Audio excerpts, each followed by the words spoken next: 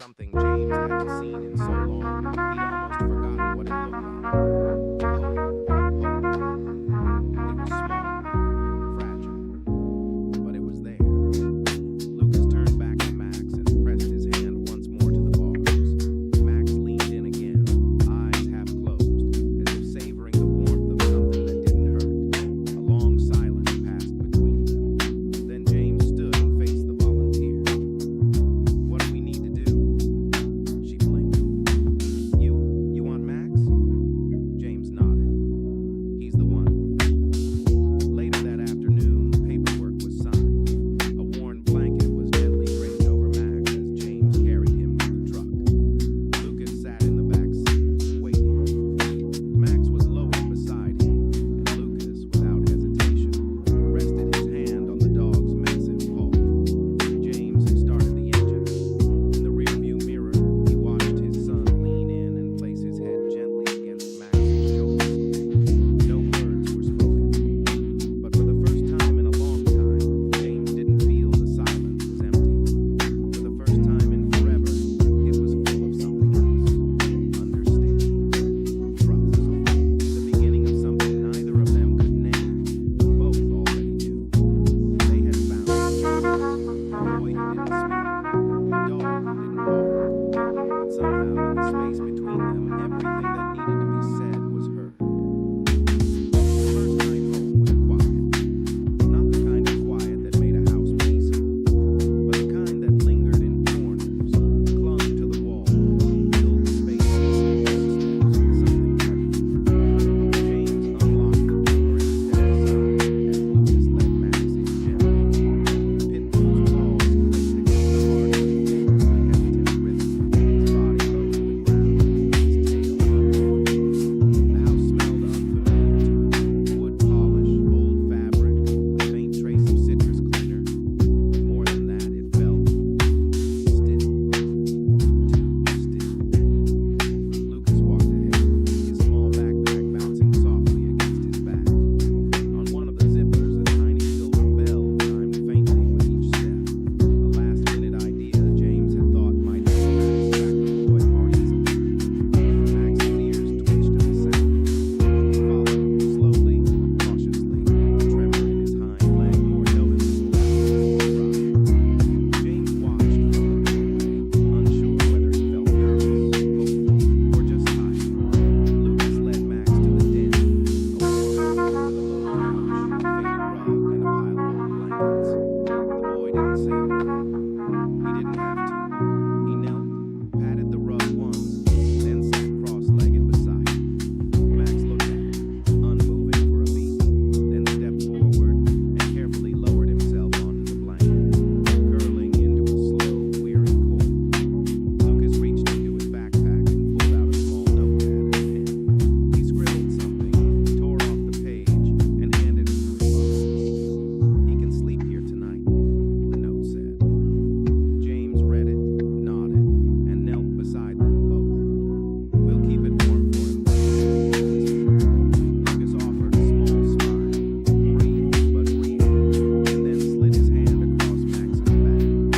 Not a rough pet, not a scratch behind the ears, just a gentle, slow touch, like he was trying to memorize the shape of him. That night, James lay awake in his room, listening. He heard the wind outside, the quiet creak of the floorboards, and then nothing else. No barking, no crying. Rufus's ears perk up, his nose twitching. "What is it, boy?" Jamal whispers, but there's no time to investigate. Footsteps thud above the men are closing in. Jamal barricades the stairwell door with a crate, buying seconds, and scans for an exit. A freight elevator sits in the corner, its doors rusted but functional. He jams the button, praying it works. The elevator groans to life, descending with agonizing slowness. Rufus To the kitchen. He wrote Max's name on a bowl and filled it with kibble, crouching beside him while the dog slowly ate. Still cautious, still recovering from a long stretch of hunger and heartbreak. Lucas never rushed him. Sometimes he whispered, not words exactly, but little sounds, soft hums, the rhythm of a child learning to trust the air around him again. Max, in turn, began eating more with each passing day. Not frantically, not desperately,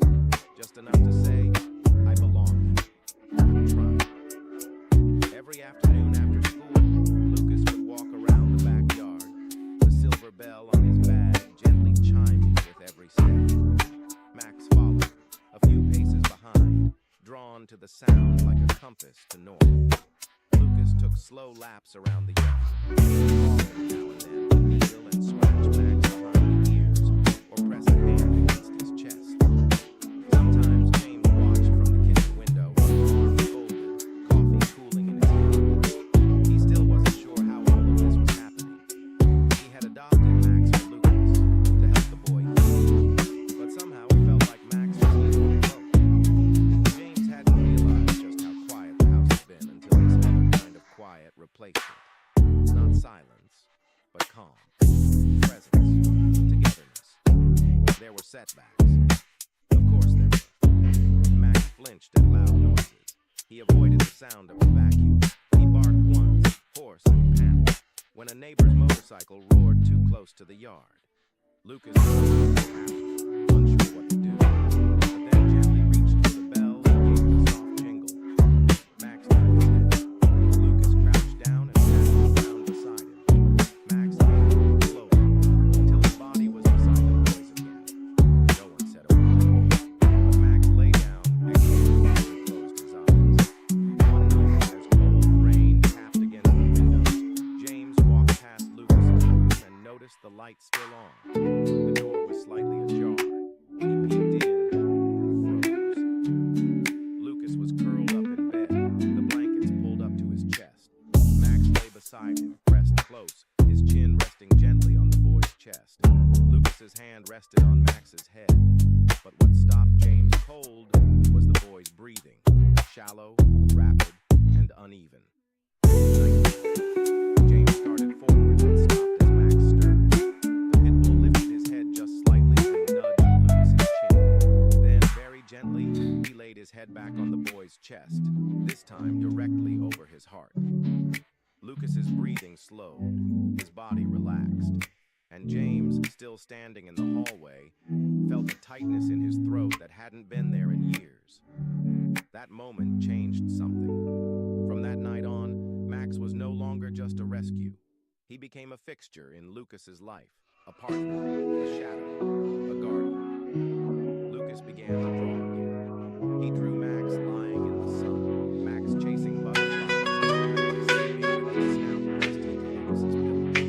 On one page, he drew their silhouettes side by side under a tree, with the words written carefully at the bottom. You found me. I'll never lose you. Max didn't need commands. He didn't need praise. He needed one thing only,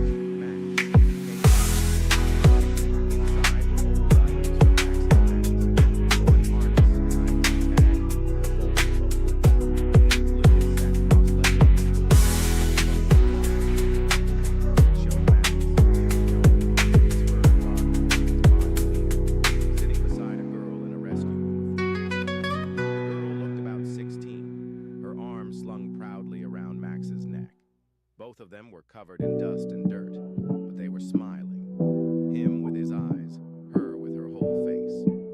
Lucas stared at the picture for a long time. He didn't know who the girl was, but he felt something stir in his chest. Max had been someone's partner once. He had already saved a life. He had already been loved. The weight of that hit Lucas in a quiet way, gentle but lasting. It didn't make him feel less important to Max.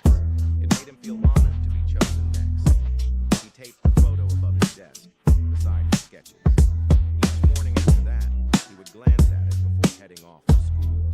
And Max, somehow, would always be waiting by the door, tail wagging faintly, as if sensing Lucas's thoughts before he knew. One evening, as twilight melted across the sky, James sat at the kitchen table nursing a couple of... The Bulldog of Brooklyn. Brooklyn, New York, 2023. The borough hums with a pulse all its own, a symphony of honking taxis, chattering pedestrians, and the distant wail of sirens weaving. James blinked hard. For a moment, it was like watching the past and the future exist at once. He remembered his wife in those quiet moments. How she used to sit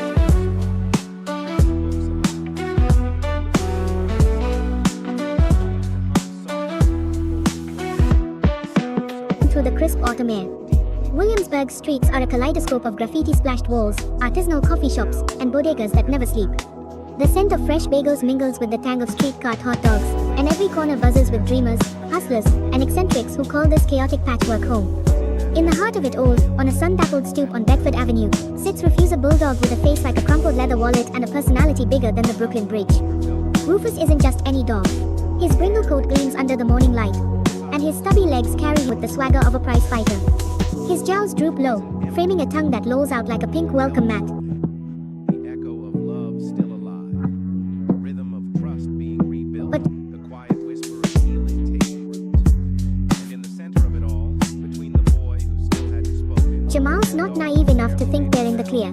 Those menth-tall one in the baseball cap and his stocky partner no Rufus is out here. And they're not stopping. A plan forms. Half-baked but desperate. Jamal needs help. And he knows where to find it. Williamsburg. Rosa's Bodega is a hub. A place where the neighborhood's pulse beats loudest.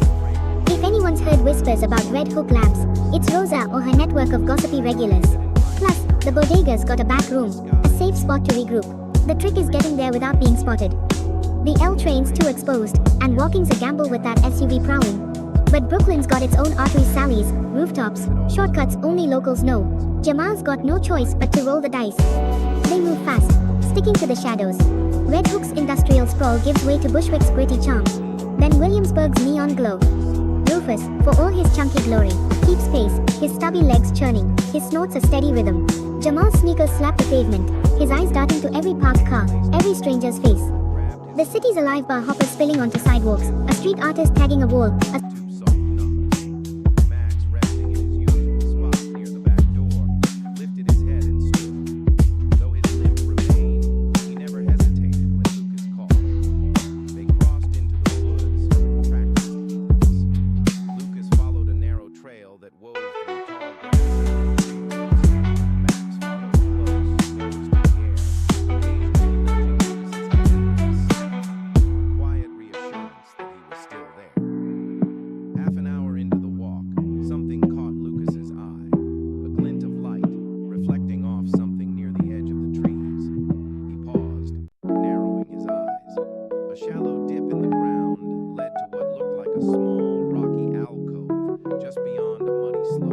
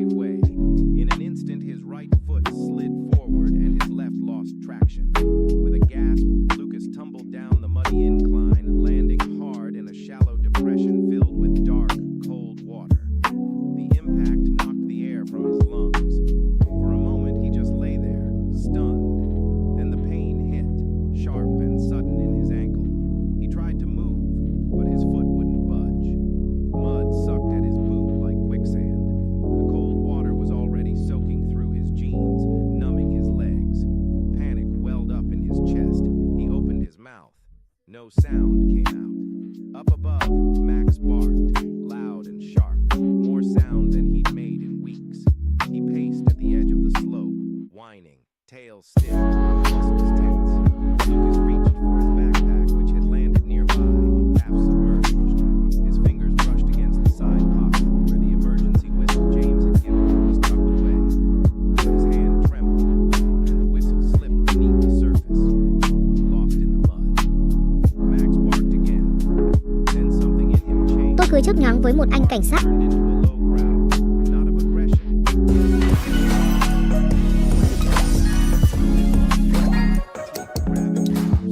Xin chào tất cả các bạn. Nếu như bạn đang xây dựng thương hiệu cá nhân rất mất nhiều thời gian và Tôi cười chớp nhoáng với một anh cảnh sát, nhưng sau khi cưới thì sống như hai người bạn online ở xa. Tin nhắn qua lại như đang nói chuyện với chatbot. Hôm nay anh đi bắt người, không về nhà, em nhớ khóa cửa. Chưa bắt được, tiếp tục truy đuổi, không về, khóa kỹ cửa. Đi bắt người, khóa cửa. Cuối cùng, tôi không chịu nổi cô đơn nữa, rủ nhỏ bạn thân đi bar tìm chút niềm vui. Tôi chủ động nhắn hỏi anh, hôm nay còn đi bắt người không?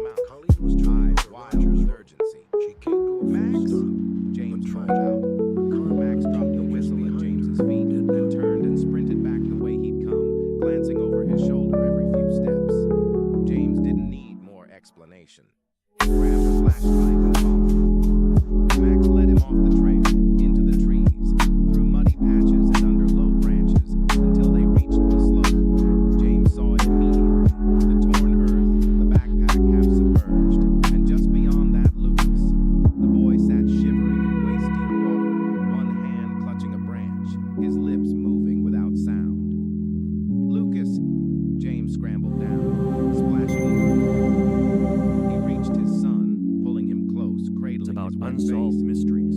I've got you. It's okay. I've got you. Max stood at the edge of the slope, whimpering, pacing.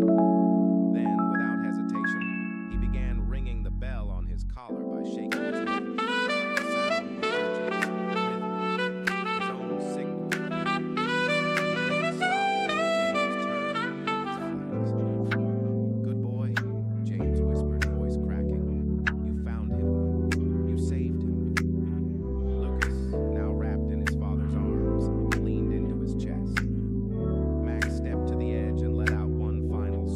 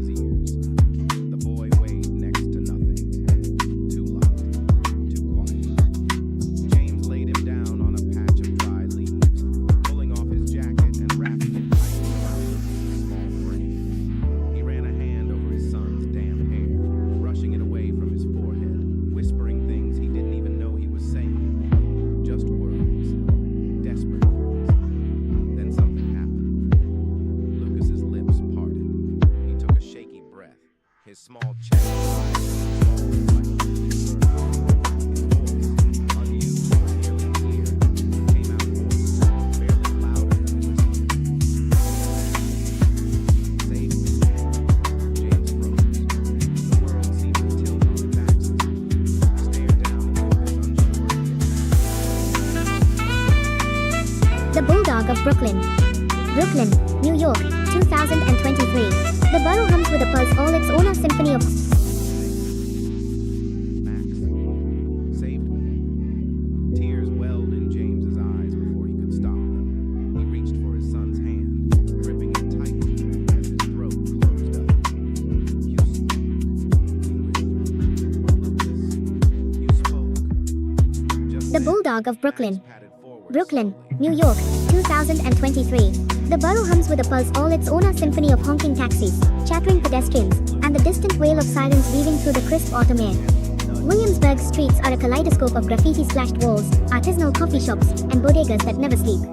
The scent of fresh bagels mingles with the tang of street-cart hot dogs.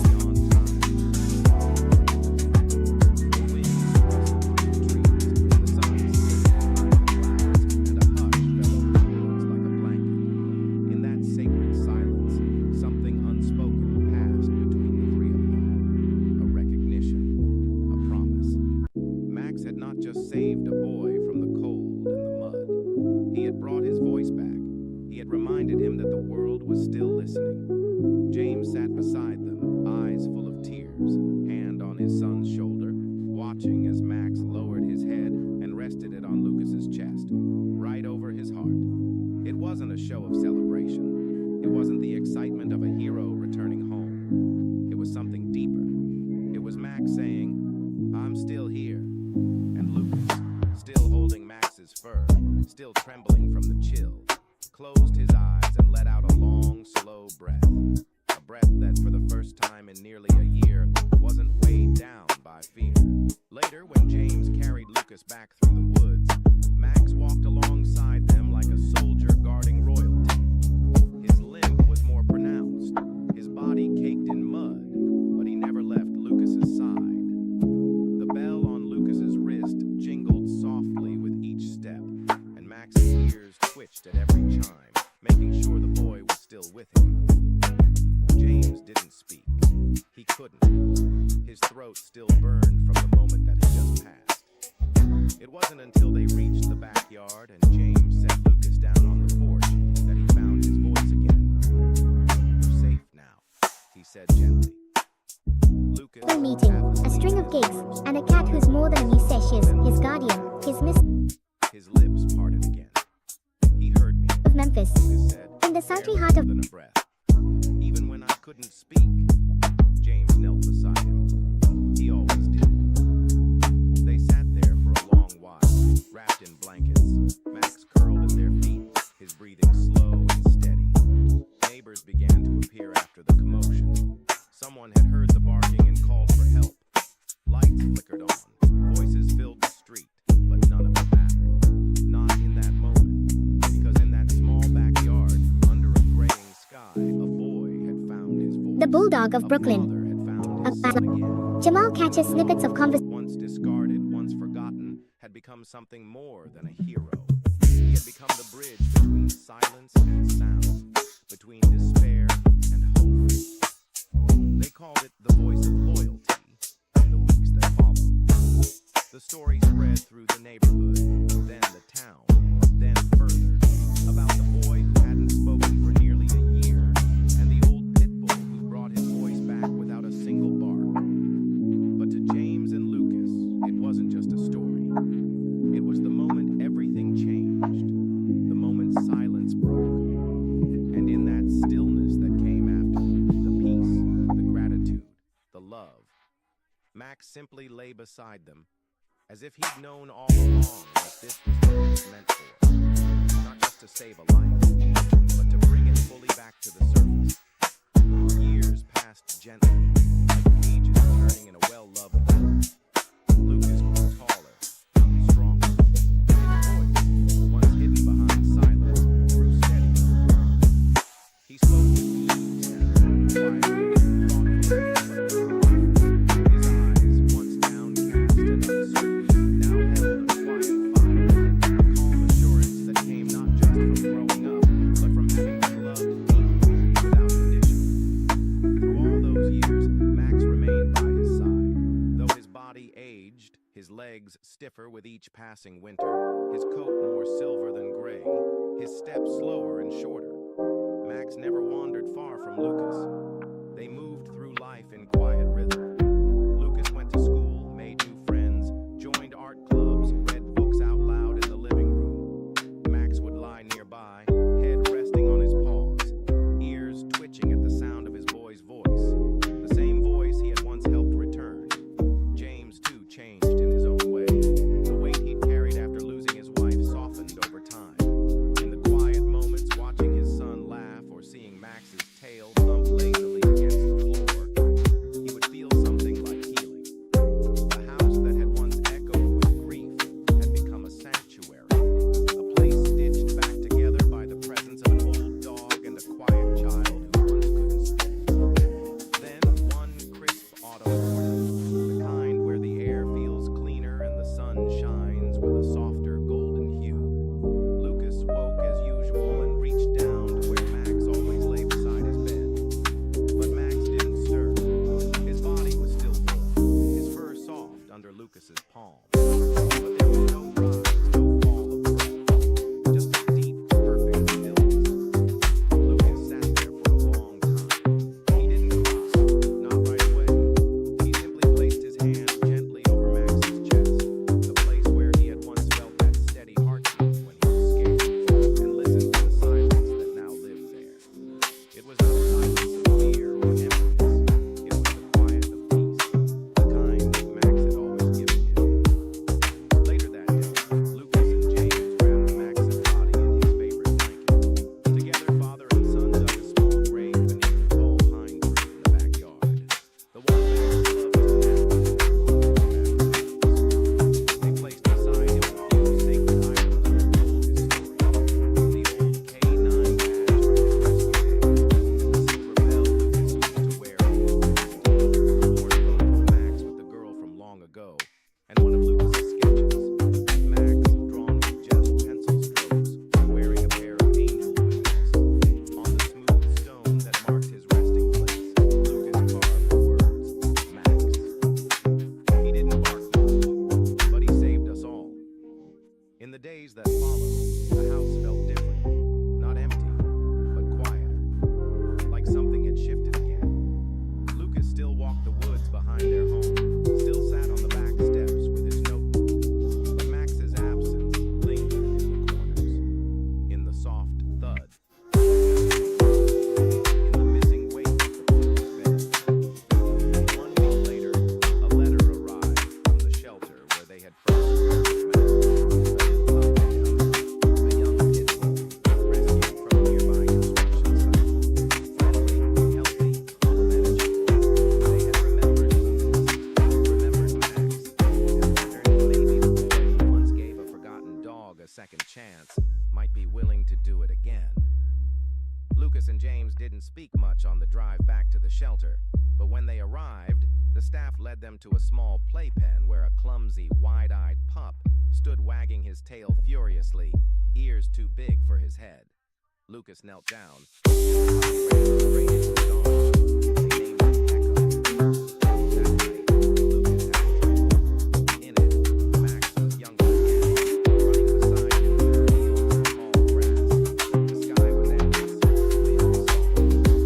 Max turned, gave a slow wag of his tail, and nudged Lucas forward, toward a bright open path where Echo waited. Lucas awoke with tears on his cheeks and a strange calm in his chest. Sometime after midnight, as he tossed in bed from another half-dream, he felt something soft press against his chest. Not weighty, just a gentle touch. He opened his eyes. Echo was there, resting his muzzle over Lucas's heart, just like Max used to. Lucas reached up, placed a hand on the pup's head, and whispered into the dark. "You meant him, didn't you, Max?"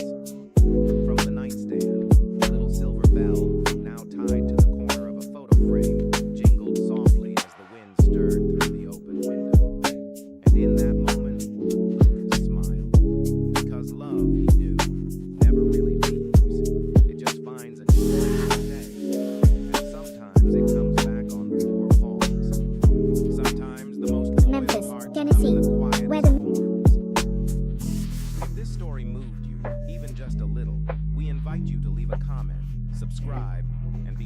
of the Vale Marks family.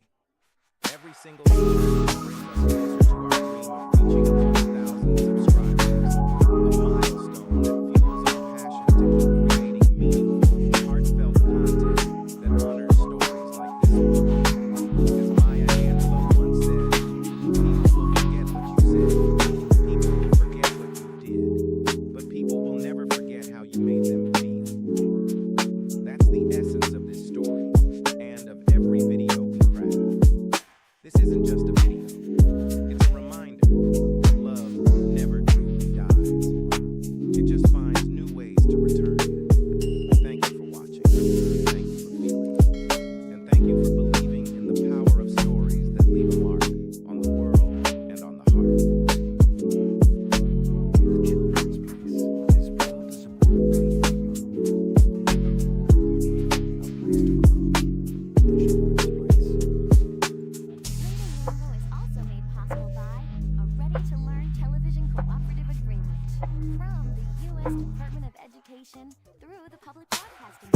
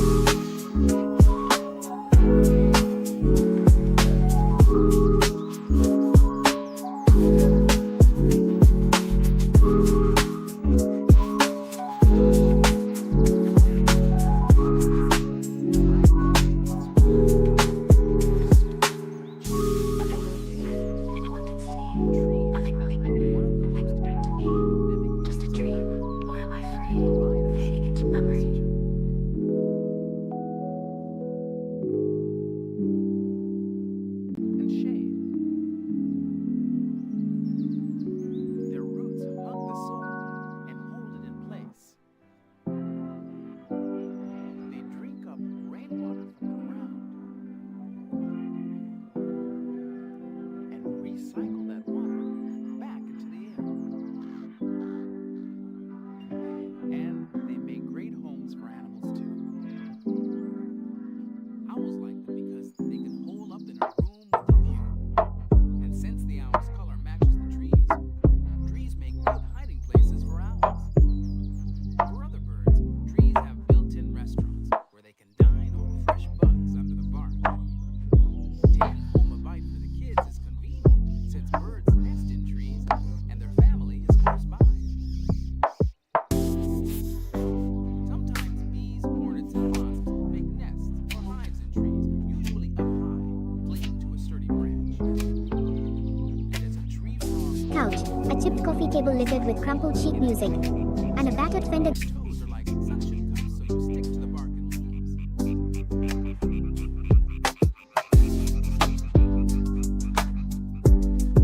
Just imagine how cozy a branch feels to a snake who can bend its body around the tree and slide wherever it wants. To a squirrel, a tree that's balanced on a slippery twig. A tree is the perfect place to grab a snack. Lots of animals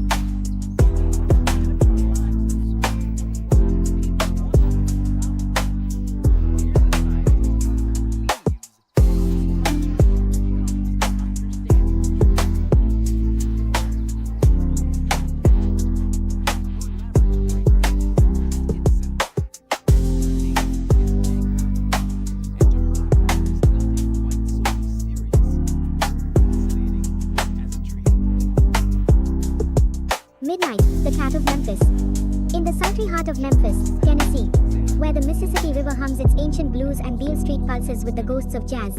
A black cat named Midnight prowls the shadows. Her eyes, twin moons glowing amber, catch the neon flicker of dive bars and the soft gleam. Being here, there are just so many things to see. The leaves and all their amazing shapes. The branches, they look up against the sky. It's just incredible to realize how trees grow, how they live, and I feel very fortunate to be a part of this forest. Oh, here's a good example of how useful trees are to animals. This tree was standing, the woodpeckers made a home.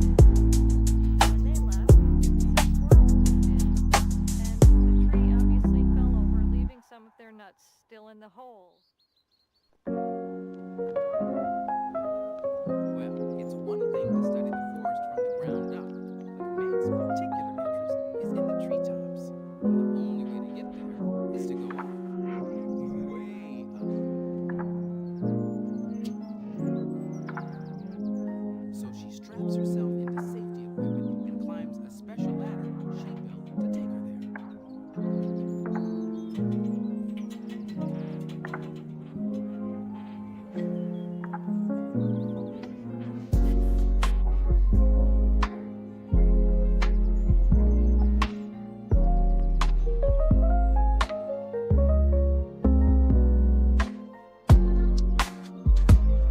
Almost there.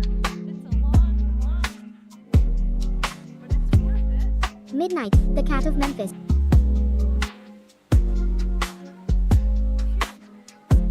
It's got to be one of the most beautiful places in the world, and it's only here that I can combine a love of trees with a very special type of research on the treetops.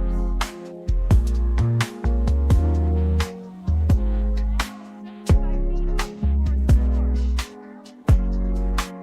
We're in a place where very few people have ever been. Meg's treetop laboratory is like a tree that lives two planets and a water.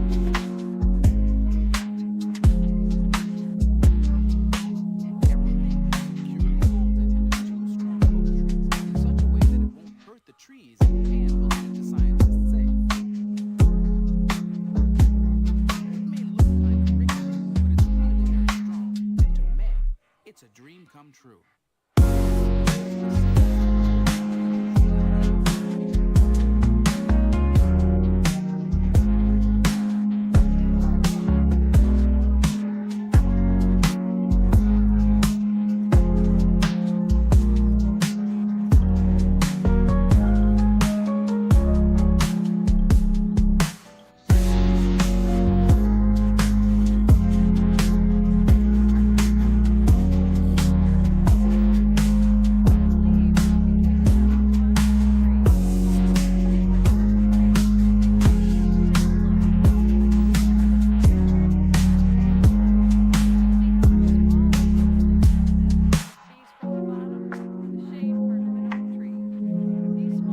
The bulldog of Brooklyn. Brooklyn. Contain a lot more chemicals and are a lot tougher than these larger leaves that come from the lower parts of the tree. One of the reasons Meg comes up here to study leaves is because something amazing happens in them.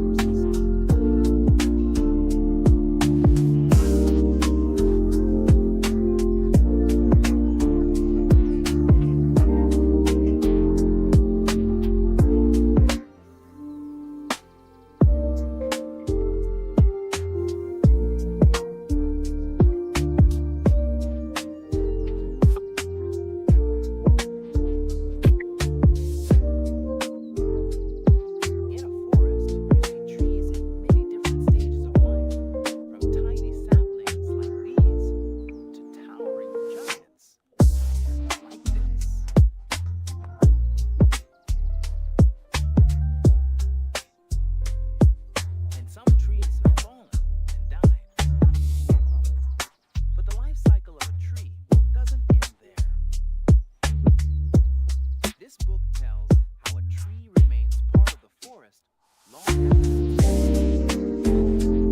once there was a tree.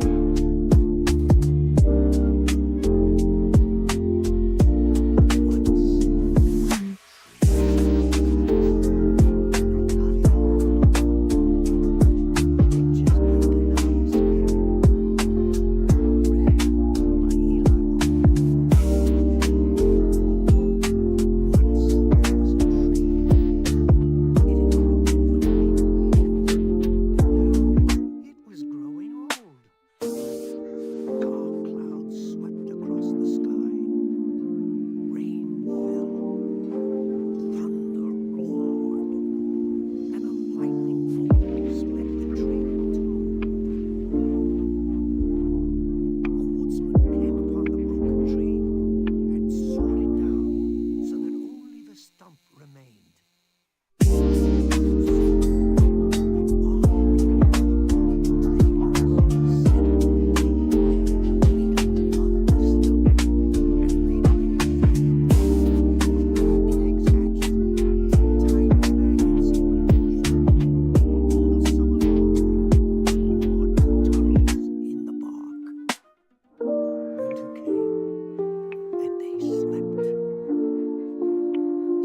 When they awoke in the spring with long feelers of their own, it was time to fly away. But the tree stump was not deserted for long. With all the entrances and exits the maggots had made, here was the perfect place for ants to live. One ant brought a leaf, another a twig, and another a grain of sand. They cleared out the tunnels and made the stump their home. A bear approached the tree stump, sniffed at it, and sharpened her claws on the bark. The stump was hers, like everything else around. Even the ants in the stump were hers, and no other bear would a titmouse flew down and landed on the stump. She spotted a caterpillar and pecked at it. Now the caterpillar was hers. The ants were hers too. And so was the tree stump. No other birds would come. Rainy day, a frog found shelter in a hole in the tree stump. Time and weather which would protect others who also was there. The warm sun dried the tree stump, and soon a new occupant moved in, an earwig. Liking nothing better than the shade, he crept under. A man was walking in the woods and saw the tree stump. He sat down on it to rest, and now the tree stump was his. Man always owned the forest and the earth, so why not the tree stump? Who really owns the tree stump? The bark beetle that gnaws tunnels inside it? The ants that travel through the tunnels? The earwig that sleeps under its bark? Or the bear that uses it to sharpen her claws? The titmouse that flies down upon it? The frog that finds shelter in one of its holes? Or the man who roams the forest? Maybe the tree stump belongs to us all. The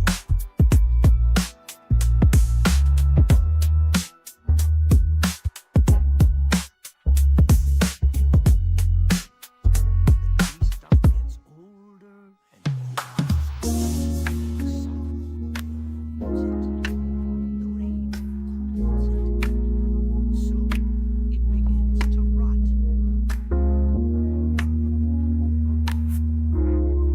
Night comes, and the forest is cast in moonlight. What remains of the tree stump? No.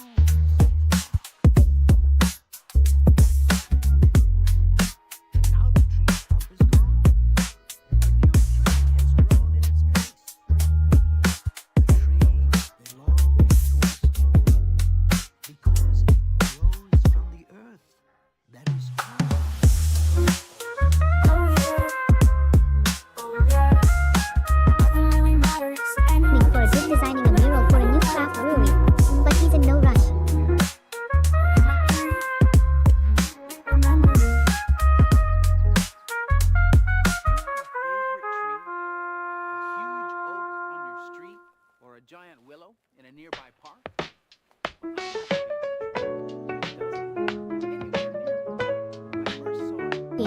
knocking over a stack of artisanal soap bars and sending a flock of pigeons scattering. Jamal's right behind, yelling apologies to everyone in his path. Sorry. He's not usually like this. The thief darts into the alley, thinking he's got the advantage, but Rufus is relentless. Wintry snow melts into rivers. Maple trees start to make sugar. The sweet syrup flows down through the trees into the buckets of anyone who taps the trees. Maples only produce sugar for a short time, and there is much work to be done, like clearing paths in the forest, gathering wood for the sugary fire. Families and neighbors work together to get everything ready. The trees are tapped by making a small hole in the wood.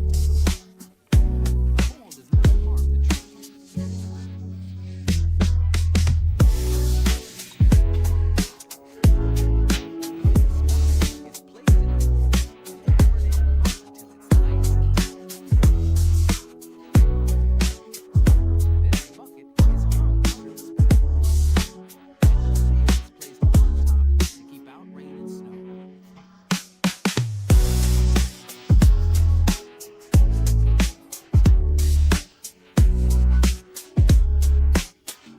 Sweet maple sap. Maple sugar can only be made in northeast North America, where maple trees grow. Cold winter The nights Bulldog of Brooklyn. Brooklyn, New York, 2023. The borough hums with a full, and the sap is poured out and collected.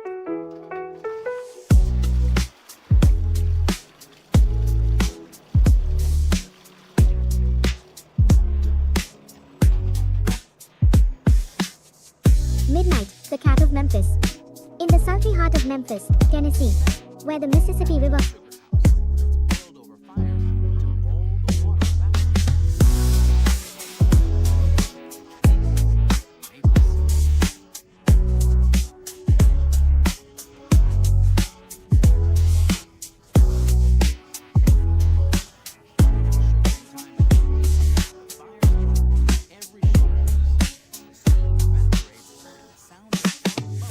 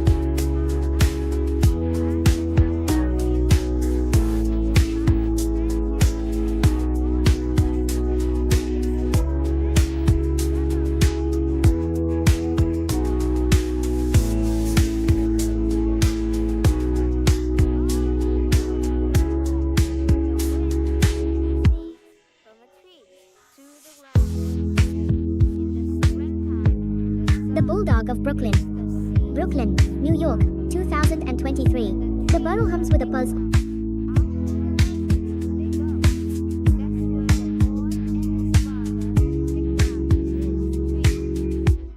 They take the tree home.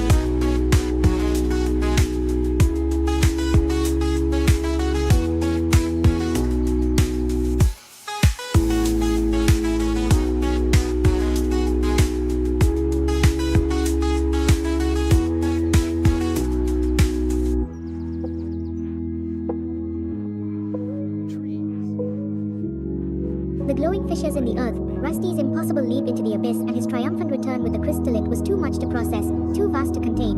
Things I know. They do no harm, they simply grow and spread a shade for sleepy cats.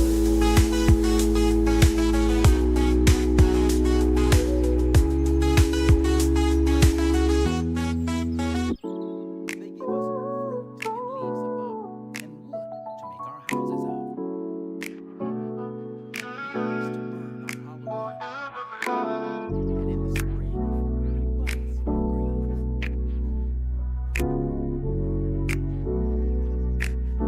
They are the first when days begun to touch the beam of morning sun.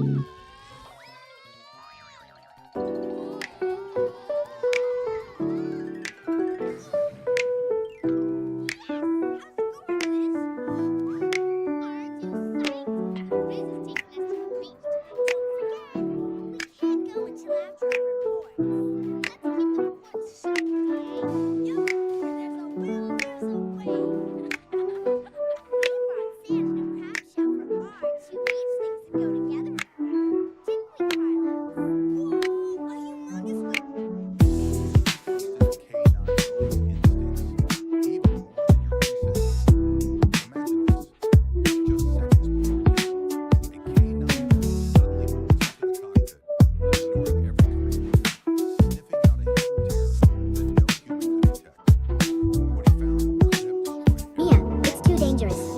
Ellen fell to her knees, tears streaming, her flashlight dropped. Before we dive into today's incredible story of loyalty and courage, we'd love for you to drop a comment telling us where you're watching from. And if stories like these move you, feel free to subscribe. No pressure, just presence. Your voice matters here. Terminal buzz with a muted urgency. The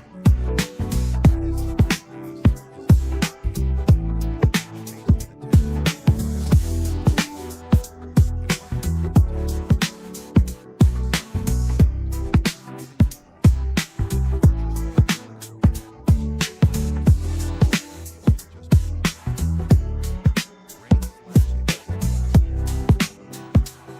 you only notice if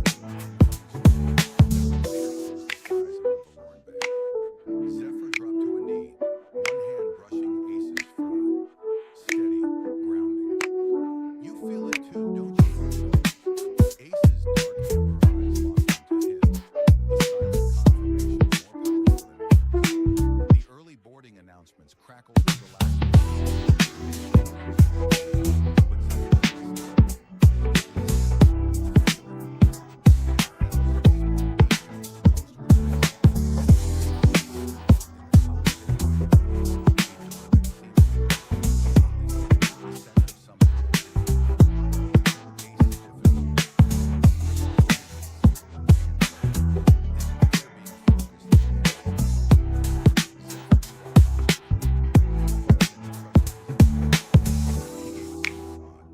a decision made not by logic, but by a bond forged in fire and fear. Show me, he whispered. Ace surged forward, dragging Zephyr into the unknown, toward a danger no one else could see yet. But that pulse like a hidden heartbeat waiting to explode. Ace's pulse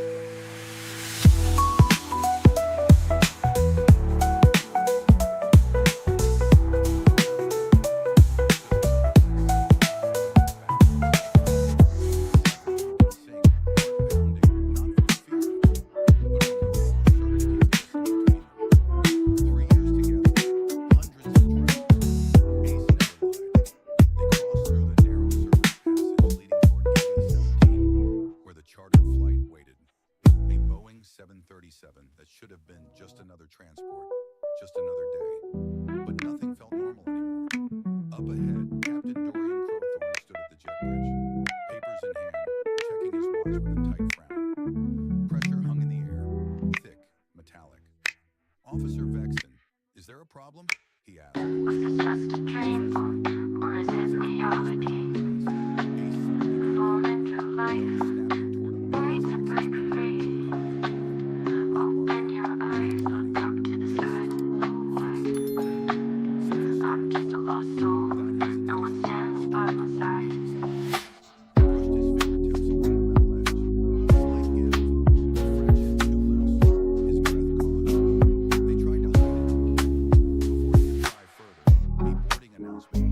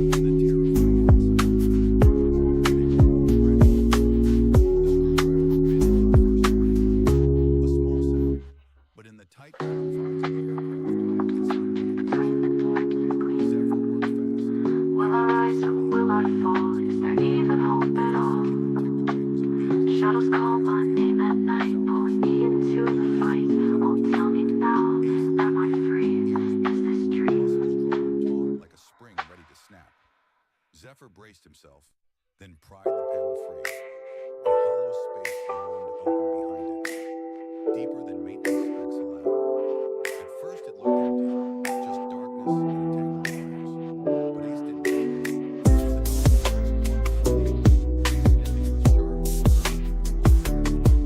Zephyr's flashlight pierced the gloom, and then he saw it.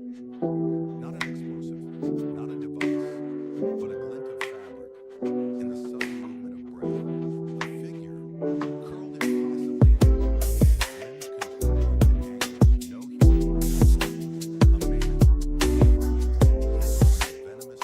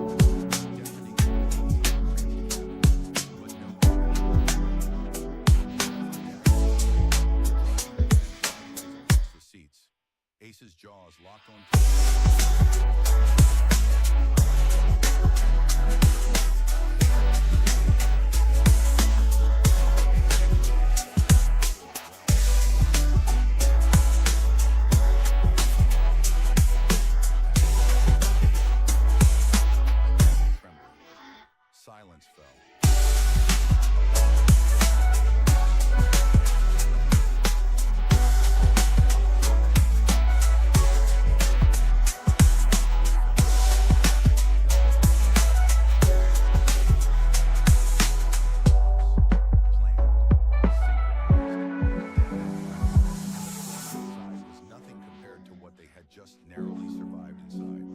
Ace remained planted over the subdued suspect, chest heaving, teeth bared. Zephyr rose slowly, guns secured, eyes sweeping the car. Flight attendants closely ominous. Passengers huddled behind seats, staring wide-eyed.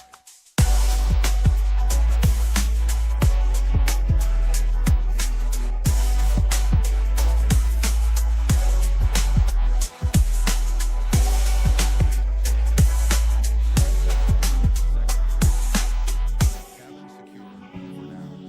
Static crackled. Then Captain Crowthorne's tight voice came through. Understood. Ground teams inbound. Stand by. Zephyr moved to Ace's side, resting a steady The Stray of against Savannah. Collins' flank. In the honeyed light of a Savannah morning, For both of them. The suspect on the floor hissed through bloodied lips, spitting a name, barely a whisper. Valoran Bay, Phase 2. Zephyr froze. Valoran Bay, the arrival destination, not the origin of the threat, the target. They were never meant to survive the flight because they weren't the real prize. The true chaos would ignite once they landed. Zephyr's stomach twisted. He caught Ace's gaze. The dog's ears twitching, as if feeling this shift in energy. This wasn't over. It wasn't even close. We were just the opening act. Sirens wailed outside the terminal, flashing red and blue through the rain-smeared windows. Backup was coming, but so was something else. Something bigger. Zephyr pressed his palm harder against Ace's ribs, grounding himself. We're not done yet, partner. Not even close. Zephyr's mind raced, faster than the pounding of the waves inside. Valoran Bay, Phase 2. He forced his breath to steady, forced her away from Arrow, to the only truth that mattered now. It had only just shifted. He called. Captain Crowthorne rushed down the aisle, face pale. We've got ground teams securing the aircraft. They're clearing the gates now. Zephyr shook his head. Number. We're wasting time. Phase 2 isn't here. Crowthorne blinked, confused. Is that Valoran? The captain's face changed. Understanding, followed by dread. Zephyr clipped his radio back to his vest. the Stray of Savannah. This is Vexen. We need immediate contact with Valoran. Smoke, not from. Threat inbound. Initiate lockdown protocols. Static. Then a grim voice replied. Copy that. Alert going out. Passengers shifted uneasily as officers moved through the aisles, whispering calm reassurances that no one believed. Ace stayed close at Zephyr's side, his body taut, his breathing shallow. The Malinois wasn't just reacting to orders anymore. He felt the tension, the unfinished battle, and Zephyr trusted that more than any report or clearance code. We need to get Collins off this area, Zephyr said, low enough that only Crowthorne heard. Captain nodded. Urgency eclipsing hesitation. Outside, emergency vehicles. Red and blue lights slicing through the night. Inside, every second approached. Long, brittle, breaking. The true enemy wasn't fear. It was the clock, and it had just started ticking. The plan changed in an instant.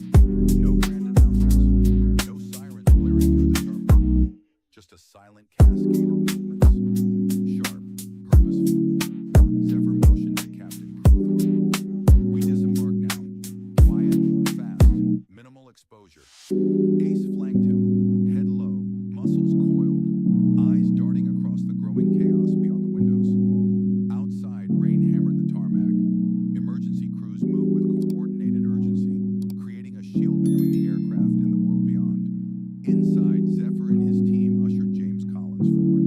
The accountant looked smaller somehow, shrinking into himself, as if trying to disappear into the fabric of the plane. Zephyr laid a hand on Collins' shoulder, steady, grounding. You're not alone, he said quietly. Not today. Ace brushed against Collins' leg in passing, an accidental gesture, but somehow it broke the man's frozen posture. They moved down the narrow jet bridge, each step heavier than the last. The storm outside raged harder, shaking the frame of the walkway, wind howling like some ancient warning. Halfway across, Collins stumbled. Not from fear, from something else. A sharp sting of realization hit Zephyr. Collins wasn't just frightened, he was marked. Ace snapped his head, nostrils flaring, scenting something that didn't belong. Zephyr's hand went instinctively to his weapon. Then he saw it. A tiny red dot in Collins' chest.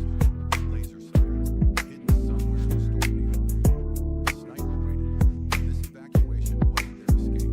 It was their execution, unless they moved. Now, Zephyr didn't think. He moved. One arm yanked Collins sideways. The other swept up, shield raised, weapon drawn. Ace, cover!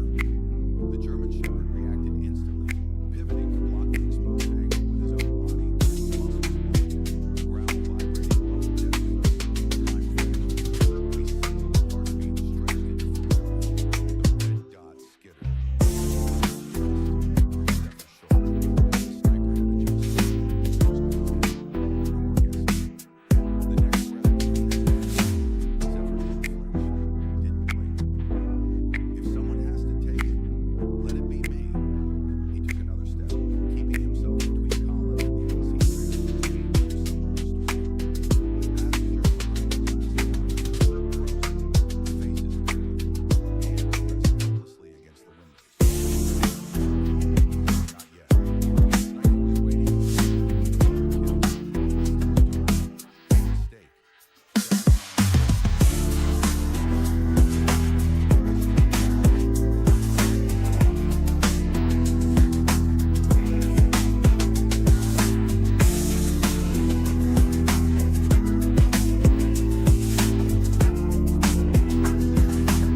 Explosion.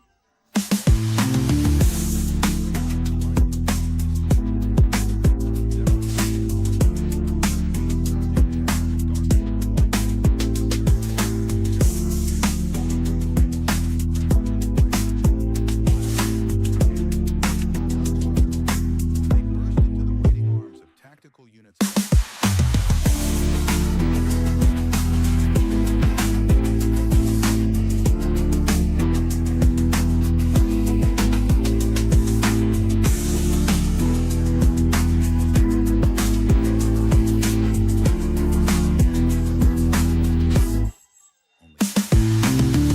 Every muscle ached with leftover adrenaline. Every heartbeat sounded too loud in his ears. Ace remained glued to his side, chest heaving, eyes scanning from every shoulder. Tactical teams swarmed around him, sweeping the area. Paramedics rushed to check Collins, who clutched his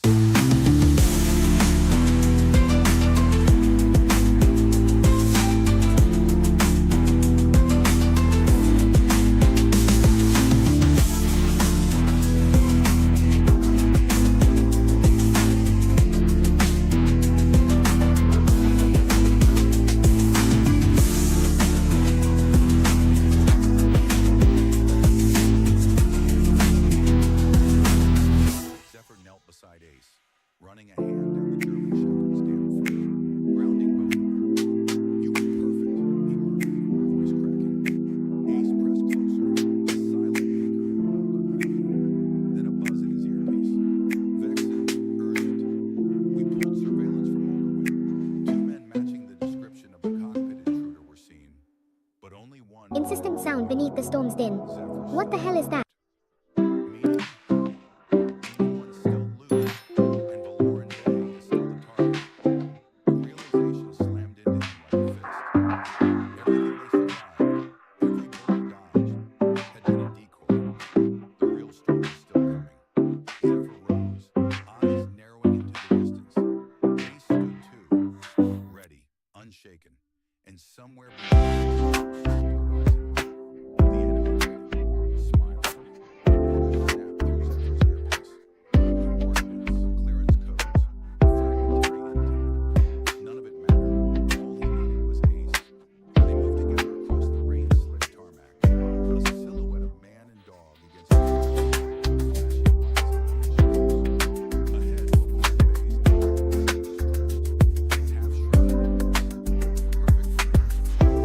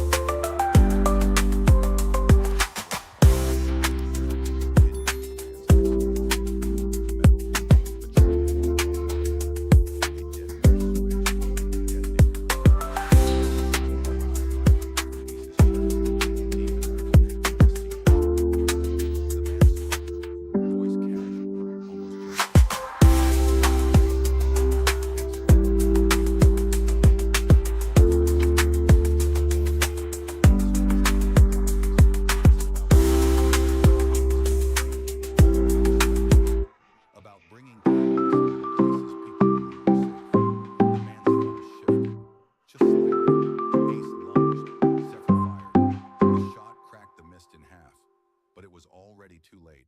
The mist swallowed everything, and somewhere beyond the gunfire echoes. The second round had begun.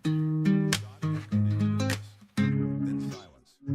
For a heartbeat, Zephyr thought maybe, just maybe, he had stopped it. Ace circled tightly at his side, tense, every fiber screaming not yet. Smoke drifted low across the ground. The smell, sharp, acrid, in the air. Something burning. Zephyr's boots splashed through shallow puddles as he closed the lens. The man lay crumpled, blood seeping into the cracked concrete. But his hand still clutched the trigger, still pressed against the secondary device hidden beneath his jacket. The remote, not a dead man's throat, a signal, and it had already been sent. Zephyr slammed into the wrist. He twisted to his side, returning the transmitter, the steady voice read, "Active. Oh God."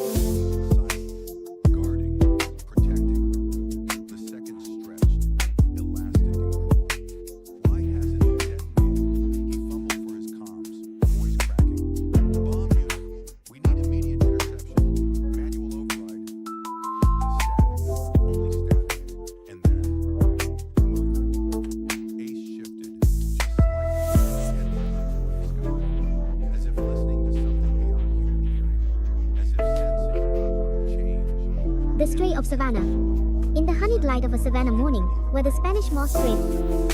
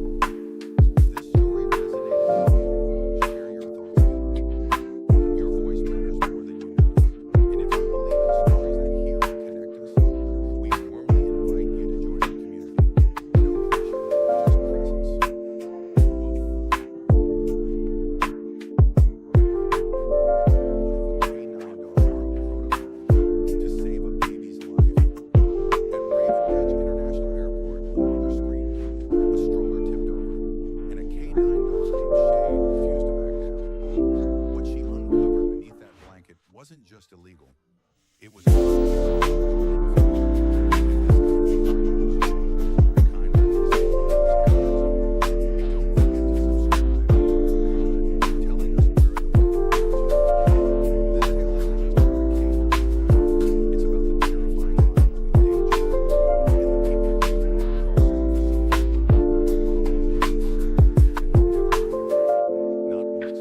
not in 217 successful inspections across international territory.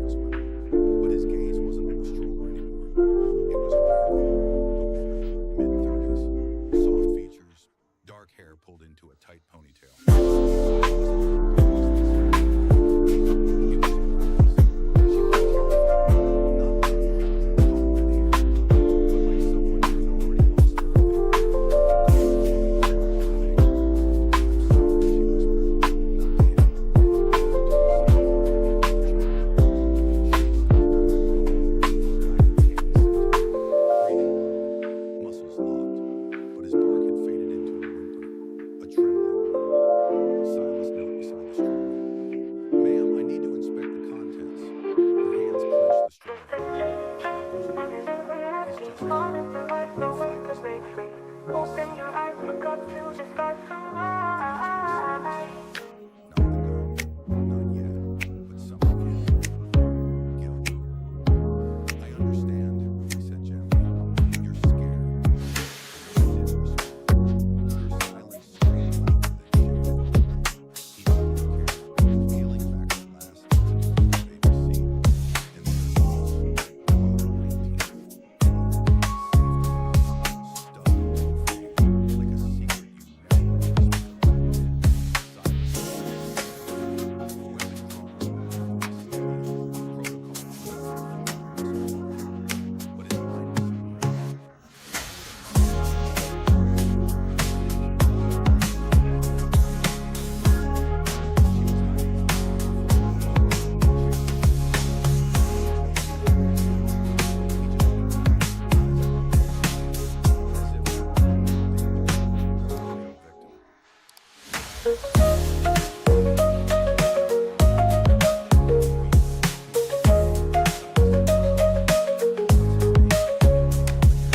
Her lips trembled before forming the word. Boring. Truth or fiction. It didn't matter to her.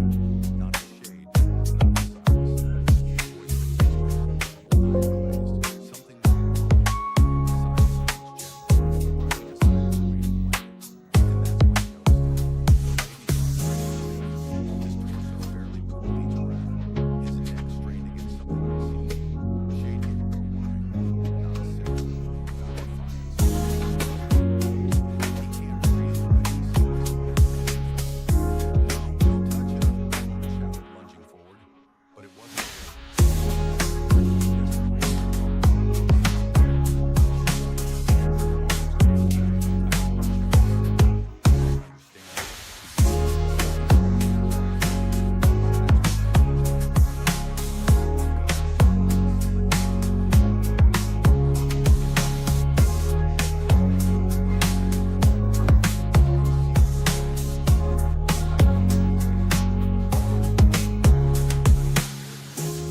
He cut it loose with a pocket knife, and the baby appeared. Deep, loud, free.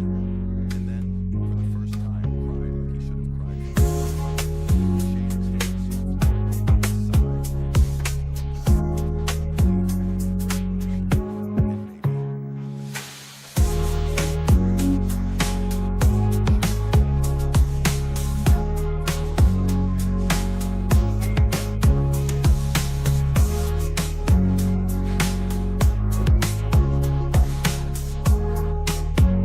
Beside her, not as an officer.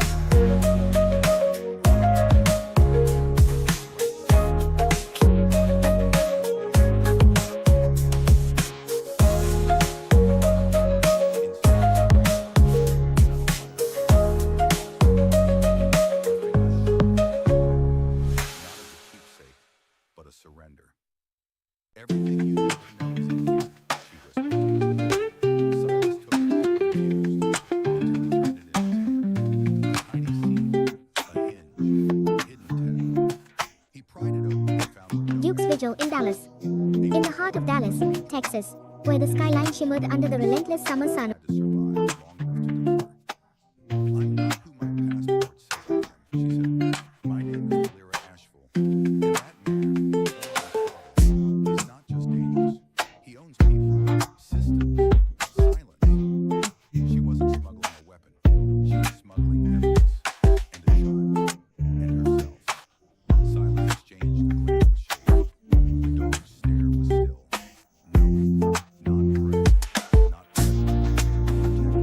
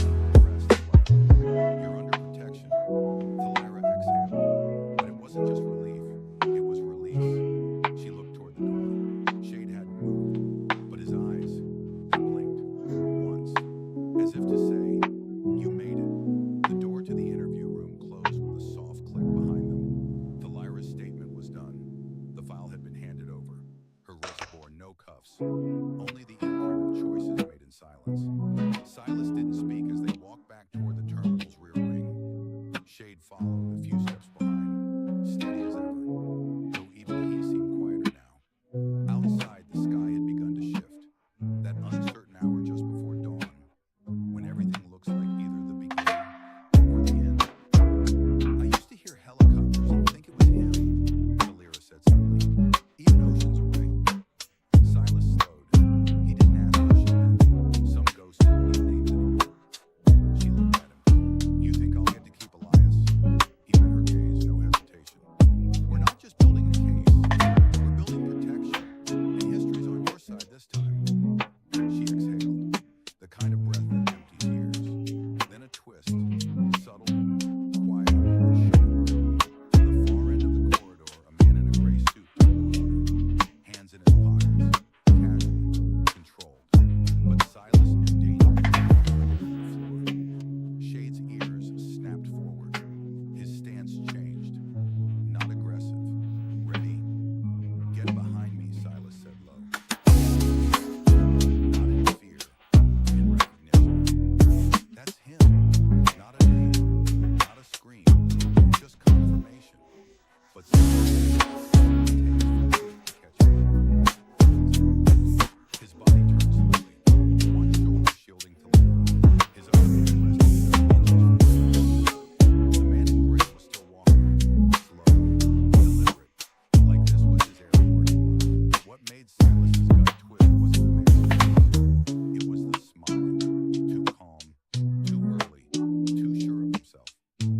Shade stepped forward, not barking, not growling, just standing, right in the center of the corridor, between predator and prey. Sir, Silas called out, his voice cold and firm. This area is restricted. I'll need you to stay. The man didn't break stride, didn't even blink, until Silas added, she's under federal protection. That stopped him, a half step. Then, the mask slipped, just a moment. He spoke, quiet, clear. You don't know who Silas. I know enough. You think this ends here? Silas didn't answer, but Shade did, with a deep, thunderous bark that echoed off every step. The man flinched, just slightly, before sliding his hands back into his pockets and turning around like this had all been casual. No confrontation, no gun drawn, just a warning. But to Silas, it felt more like this isn't over. Thalera whispered. That was him.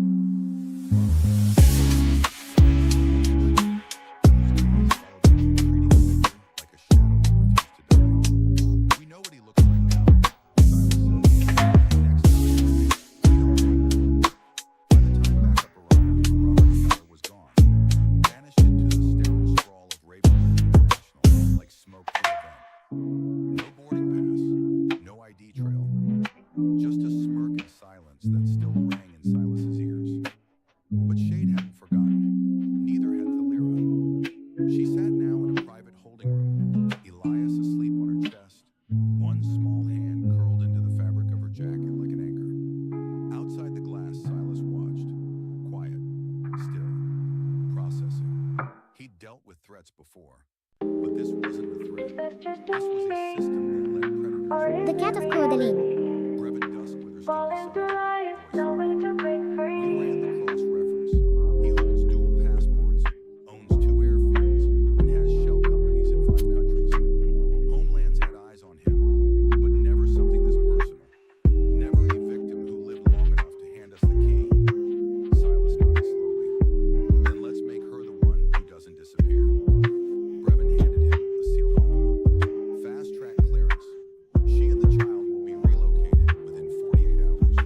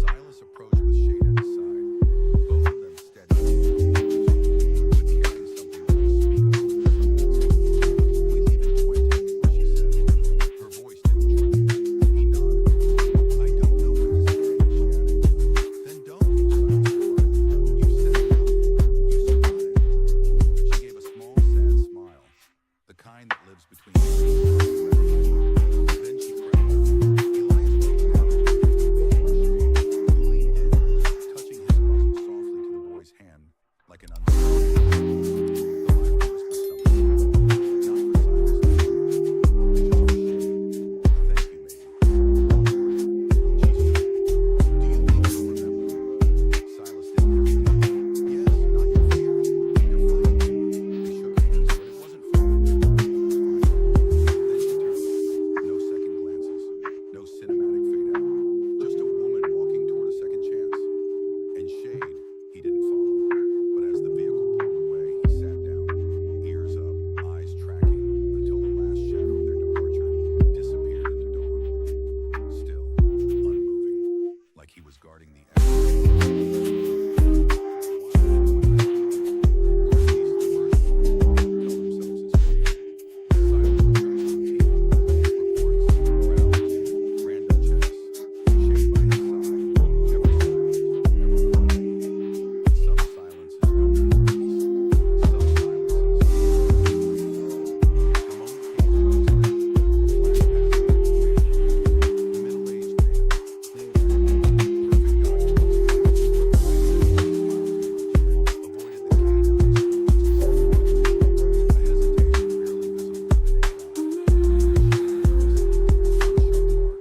Then a second, Silas's gut clenched. Sir, he called out, stepping forward. Random inspection. The man froze, then bolted. Security shouted. Footsteps thundered. But Shade was faster. What happened next wasn't just pursuit, it was precision. Shade brought the man down near gate 14. Silas arrived seconds later, cuffs in hand, heart pounding. Then came the twist. Inside the man's carry-on, no drugs, no weapons, just a phone. Unlocked, open on a message thread. Departure failed. Phase 2 begins. She thinks she's safe. Attached, a blurred photo. A woman at a playground. A child. Laughing. It wasn't recent, but it was real. The Lyra and Elias.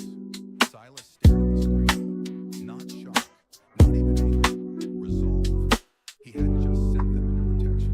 He'd sent them into a target. And now, someone else was watching. The phone hit the evidence bag. The suspect, silent now,